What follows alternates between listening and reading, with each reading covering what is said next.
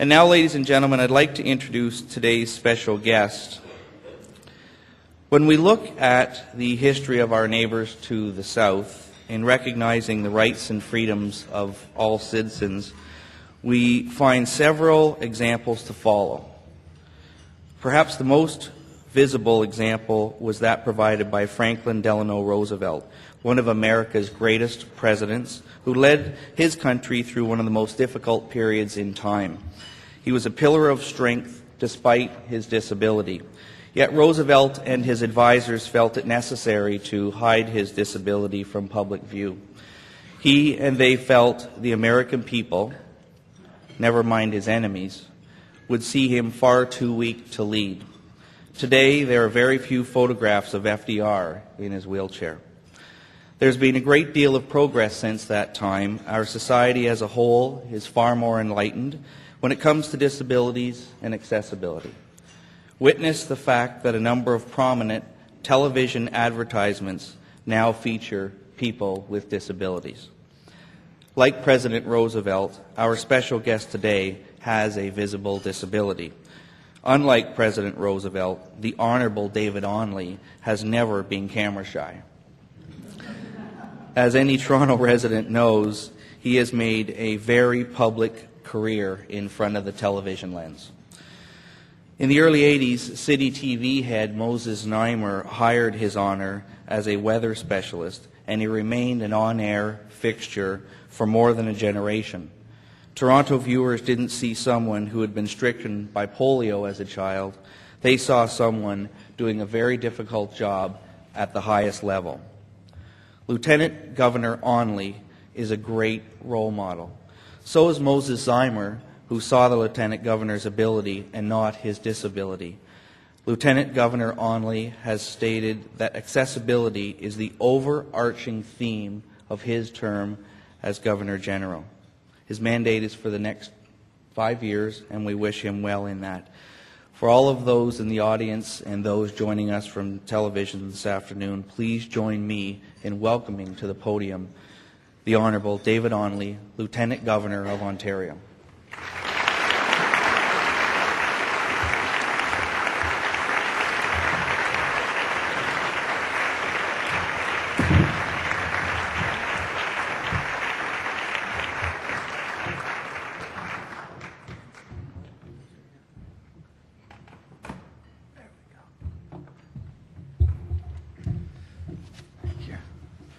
I've double parked my scooter there, sorry. Alan, thank you very, very much.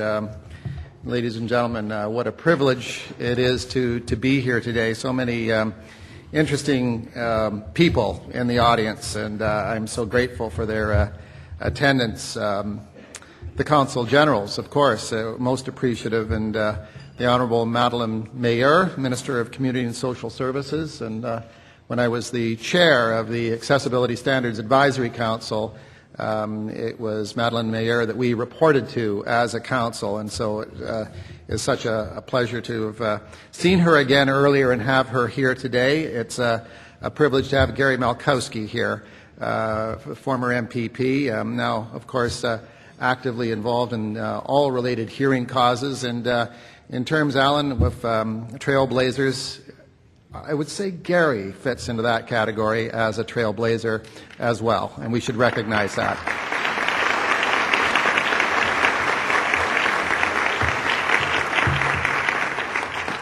And Gary, I mean that completely apolitically, because of course I have to be apolitical. So also a real pleasure to see Roxana Syed here, who not only is a stellar light within the IBM community, but also served with the Honourable James Bartleman insofar as the Aboriginal Youth Literacy Initiative, and continues to be an important advisor in many ways, and in many more ways that she doesn't know about yet, because I haven't talked to her. But also great to see my former high school chum and university chum, Stephen Trumper from VoicePrint. Stephen, where are you? You said you were going to wave. I'm going to hold you to it. There he is. He's waving at the back. So thank you very much. It's a real pleasure, as I say, to be here today, obviously. The Canadian Club of Toronto has a long and distinguished history in Toronto affairs. It's one of the reasons I'm glad to be here. Since 1897, it has provided a forum for distinguished Canadians to share ideas with an audience of people who, frankly, are active and well-informed citizens, and thus ensuring that Canadians remained involved in their community. And as the history buffs amongst you will know, the office of Lieutenant Governor has also been in existence for a very long time. From the early days of settlement, first by France and then by England, the respective monarchs sent people out here to govern the various colonies on their behalf, and also, as widely believed, to actually spy on the colonists. Of course, that wasn't true. That was the media's job. And I say that with all due respect to my friend Sarah Crawford from CTV and John Stahl from 680 News, who are here today as well. The colonies, of course, have long been replaced by Confederation, but we still have a Queen of Canada who is represented by a Governor-General and in every province by a Lieutenant Governor.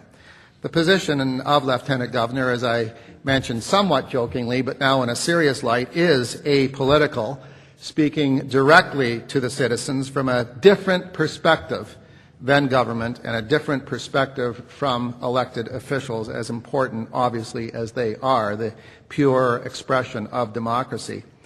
In Ontario, the role of Lieutenant Governor goes back more than 200 years to John Graves Simcoe, basically a colleague of mine, who established the government of Upper Canada and built the province's capital in York, the city, of course, now known as Toronto. In all, there have been 42 viceregal representatives who have represented the Crown in Ontario, 14 before Confederation and 28 since. As Lieutenant Governor, I have a constitutional responsibility to ensure that the democratic will of the citizens and their elected representatives is upheld, and that the unwritten constitutional conventions of parliamentary government are respected. And I also have a community role, which involves taking part in ceremonial events, serving as head of Ontario's honours system, and joining the people of Ontario, marking occasions that are both sometimes solemn and, fortunately, most times joyous. The Lieutenant Governor also has an important relationship with Ontario's Aboriginal people, as it is the Crown that is the signatory to so many important treaties recognizing their important historical role within our province. And although I am new to the role, I already relish the opportunity that it's given me already to raise public awareness on issues that transcend politics and, frankly, reflect our society's values. In my installation speech of September 5th, I raised two key areas of concern. In particular, I broke with tradition right from the outset and pledged to continue the Aboriginal literacy efforts of my predecessor in office, the Honourable James Bartleman. Now, as a former reporter for at least 5 years on education, and as a writer of education and technology for many, many years, I appreciate the importance of instilling in children, all children, at an early age, a love of reading. Having spent many childhood months in hospital and then at home recovering from various surgeries, I know that books can give kids hope by helping children to overcome the challenges in their lives and in their environment. So I'm very pleased that Mr. Bartleman has agreed to continue his involvement in his original literacy program as a volunteer, and that he also supports my wish to expand the program to include an Aboriginal youth computer literacy program. It's my intention, with the involvement of some new players, to twin-track the program with the goal of putting computers in every single school library available to every First Nations community in Northern Ontario. We are specifically talking about 28 fly-in camps involving some 6,000 children. And when we say fly-in camp, we mean a community that can only be reached by plane most of the year. So it's a long way north. I'm also pleased that just last week, Mr. Bartleman and I met with Grand Chief Stan Beardy of the Anishinaabe Nation community in Timmins at the annual meeting of chiefs, and that there was enormous support by them for our new effort. The Nishnabeyasky Nation, as I have learned over the last several months, has an important role to play in the life of Ontario. Geographically, it's an area that represents 2/3 of the province of Ontario, essentially from the northeast shore of Georgian Bay all the way up to Georgian Bay and all the way out to the Manitoba border. And while Canada is a new nation in political terms, the people who have lived here on that territory and on the rest of Ontario have been here for thousands of years. And it helps give us all a new perspective of what it means to be a multicultural society. We, in a sense, are the newcomers, and we have much to learn. I am doing this not just because it is the right thing to do, this literacy initiative, both the continuation of the book drive program by Mr. Bartleman and now the Aboriginal Computer Literacy Initiative by the both of us, but because it also fits into the main theme of my mandate, and that is accessibility. Now, we tend to use the word accessibility only in relation to people with disabilities. But at my installation speech, I define the term accessibility, or the word, as that which enables people to achieve their full potential. In the youth literacy case, it means children having access to education, thus giving them their chance to achieve their full potential. The success of the expanded literacy program will give these young people marketable skills and options for the first time that will allow them whether to stay in their immediate community in the north or whether to go out into the world, and either way still be connected to the greater community outside of their boundaries. And as Lieutenant Governor, I will also continue my lifelong advocacy to enhance accessibility for those Ontarians with disabilities. And here again, I define accessibility as that which enables people to achieve their full potential. Without full accessibility, people with disabilities are effectively excluded from the economic and social life of the province. Without accessibility, rights, simply put, are being denied. Now, this is not lost on the Ontario Human Rights Commission when they report that over 50% of all of the cases before them are disability-based. Now, think about that for a moment. It means that the number of complaints before the Commission based on sexual, ethnic, religious, cultural, and sexual orientation combined are less than those based on disability.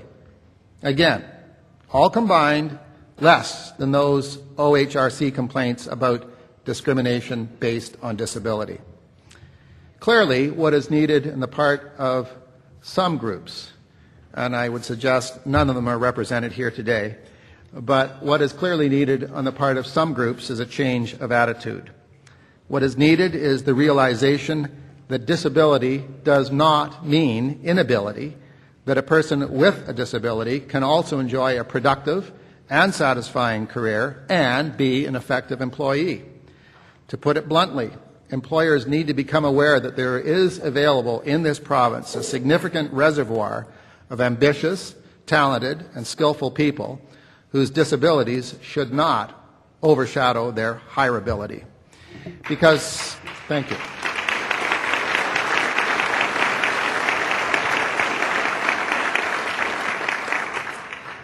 Because the sad fact is, despite the new standards legislated by the 2005 Accessibility for Ontarians with Disabilities Act, an act, by the way, that was unanimously supported by all members of the legislature, despite all of the new adaptive technology available to the hearing impaired, the visually impaired, and those with mobility issues, employment prospects for Ontarians with disabilities remains dismal.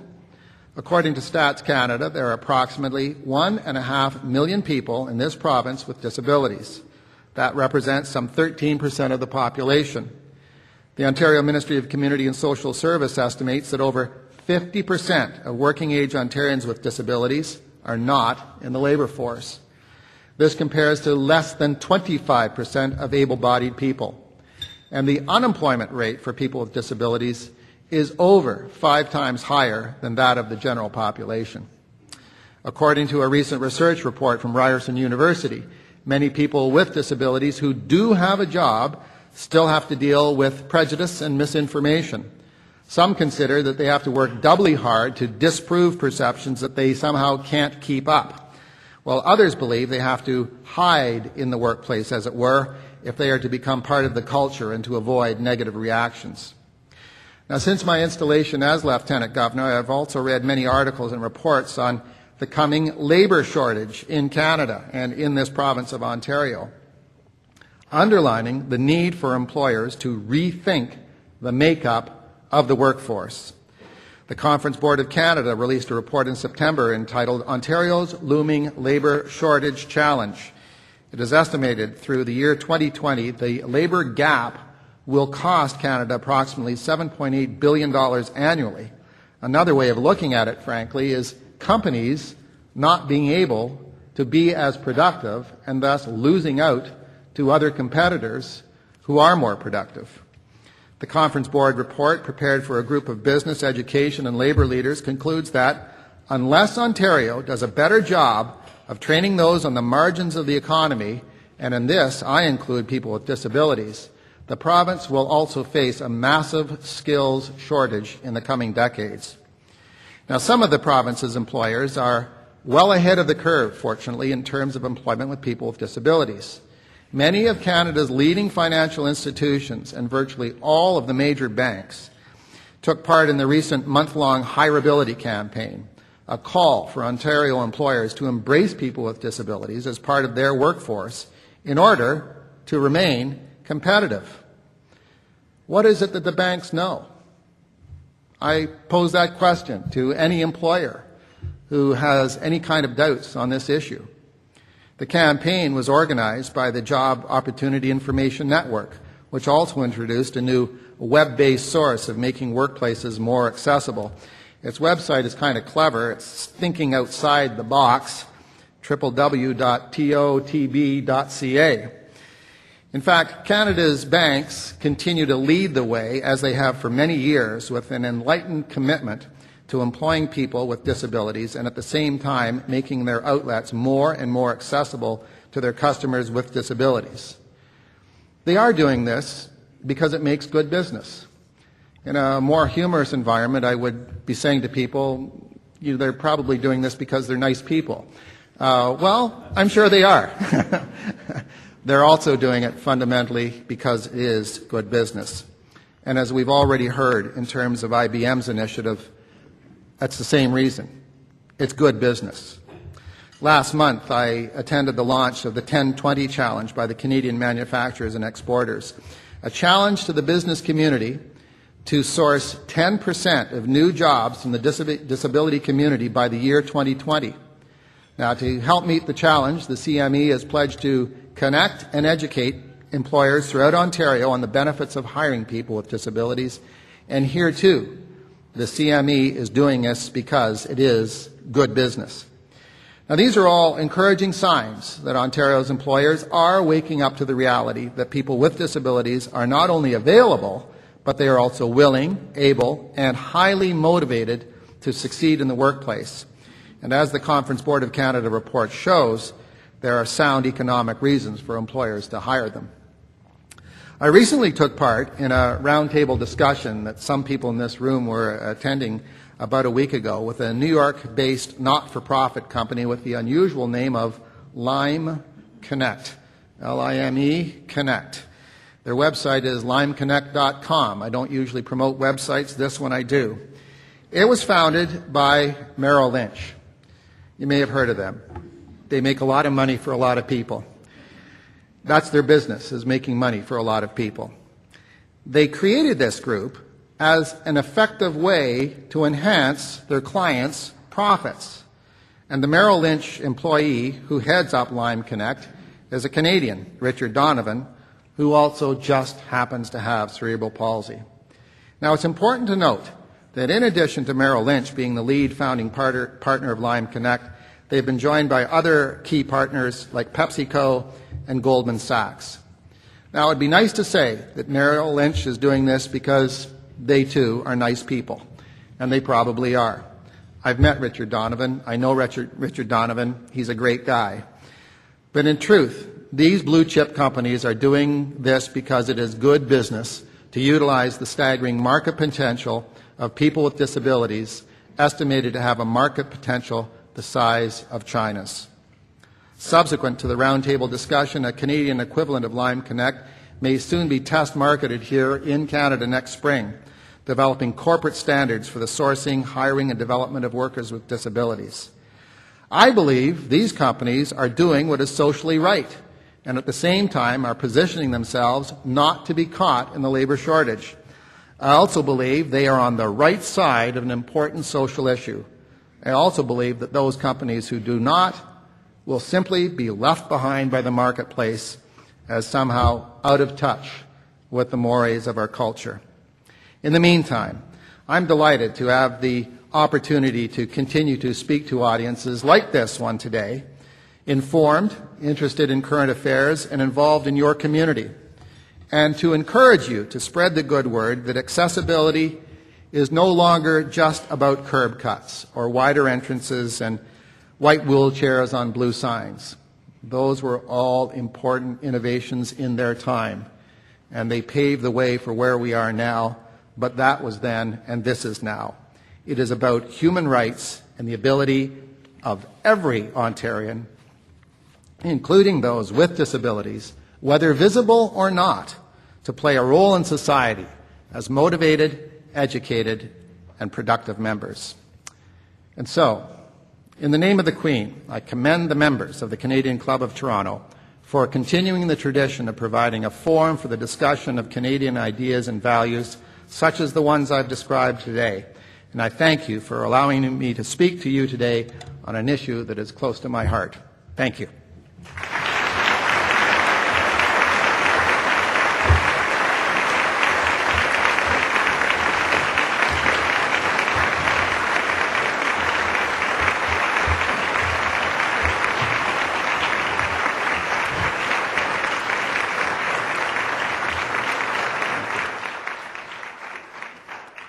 Thank you, Your Honor. Is this mic live? Thank you.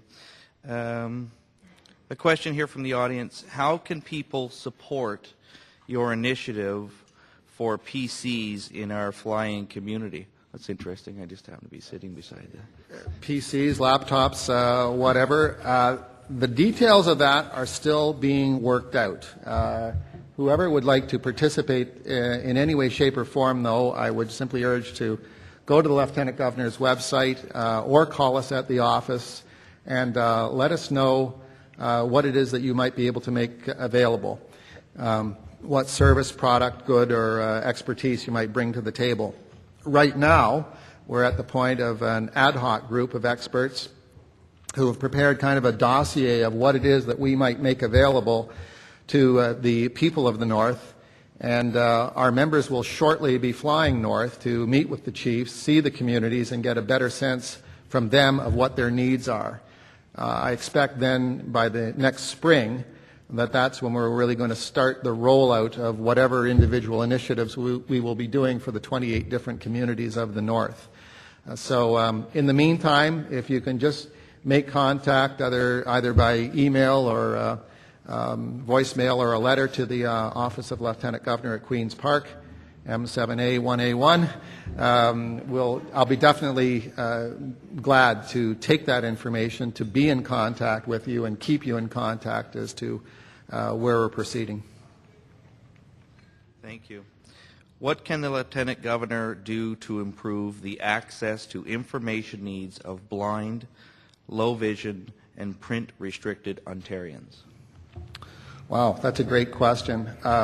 I would say that, I've not met with the folks at the CNIB as yet. I do know that they have some very impressive initiatives that they've done in collaboration with Microsoft.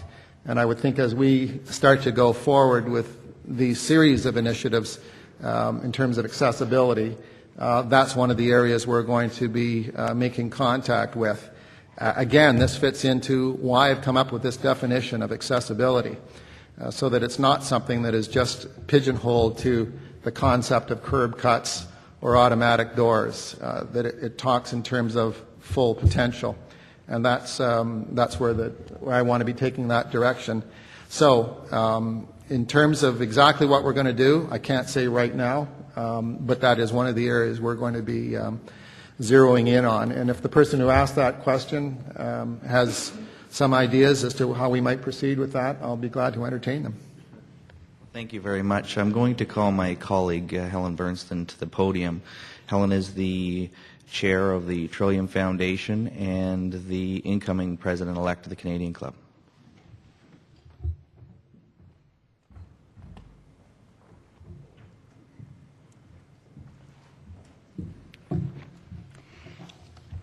Thank you very much. It's my pleasure and privilege to thank the Lieutenant Governor of Ontario, the Honourable David Onley, for joining us here today as our very special guest speaker. I'd also like to thank again the sponsor of today's special event, IBM, for giving us the opportunity to hear the Lieutenant Governor Onley's very important message. As Napoleon Bonaparte once said, ability is of little account without opportunity. Ontario is a rich province, and our richest resource is the talent of our citizens. There's no question, however, that there is a great pool of underutilized talent in this province. There are many people with a lot of ability. All they lack is the opportunity to offer it.